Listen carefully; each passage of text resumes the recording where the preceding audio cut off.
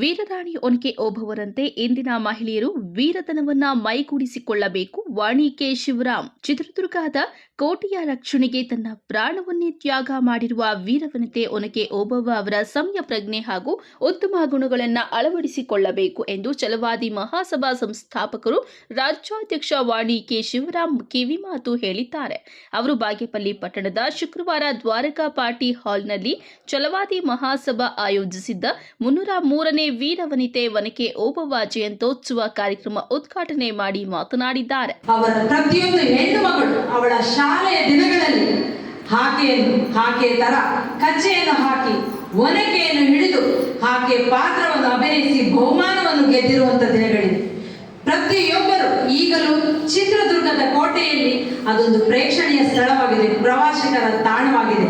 ಆಧುನಿಕ ದಿನಮಾನಗಳಲ್ಲಿ ಮಹಿಳೆಯರು ಪ್ರತಿಯೊಂದು ಕ್ಷೇತ್ರದಲ್ಲಿಯೂ ಮುಂದುವರಿಯುತ್ತಿರುವುದು ಅತ್ಯಂತ ಸಂತಸದ ಸಂಗತಿ. ಅವರು ಯಾವುದಕ್ಕೂ ಹೆದರದೆ ಜೀವನದಲ್ಲಿ ಧೈರ್ಯವಂತರಾಗಬೇಕು. ವೀರರಾಣಿ ಓಬವ್ವ ಅವರಂತೆ ವೀರತನವನ್ನ ಮೈಗೂಡಿಸಿಕೊಳ್ಳಬೇಕು. ಅವರ ತತ್ವಾದರ್ಶಗಳನ್ನ ಜೀವನದಲ್ಲಿ ಅಳವಡಿಸಿಕೊಳ್ಳಬೇಕು ಎಂದು ಹೇಳಿದ್ದಾರೆ. ಈ ಸಂದರ್ಭದಲ್ಲಿ ಅವರು ವೀರವನಿತೆ ಒನಕೆ ಓಬವ್ವಳ ಪ್ರತಿಮೆಯನ್ನ ಸ್ಥಾಪಿಸಬೇಕು ಎಂದು ಹೇಳಿದ್ದಾರೆ. ಈ ಸಂದರ್ಭದಲ್ಲಿ ಎಸ್ಎಸ್ಎಲ್ಸಿ ಹಾಗೂ ಪಿಯುಸಿಯಲ್ಲಿ ಅತಿ ಹೆಚ್ಚು ಅಂಕಗಳನ್ನ ಗಳಿಸಿದ ವಿದ್ಯಾರ್ಥಿಗಳನ್ನ ಆತ್ಮೀಯವಾಗಿ ಸನ್ಮಾನಿಸಿದ್ದಾರೆ. ವೇದಿಕೆ ಕಾರ್ಯಕ್ರಮದಲ್ಲಿ J C Venkataramanappa, Mamata Murthy, T Ramachandrappa, K V Ramesh, V Krishnappa, Obalesh, Shivappa, Ananda Venkatesh, Palakere, D V Manjunath ಹಾಗೂ ಛಲವಾದಿ ಸಮುದಾಯದ ಮುಖಂಡರು ಹಾಜರಿದ್ದರು. ವರದಿ ಗೋಪಾಲ್ ರೆಡ್ಡಿ, ನಂದಿ ಟಿವಿ, ಬಾಗೇಪಲ್ಲಿ.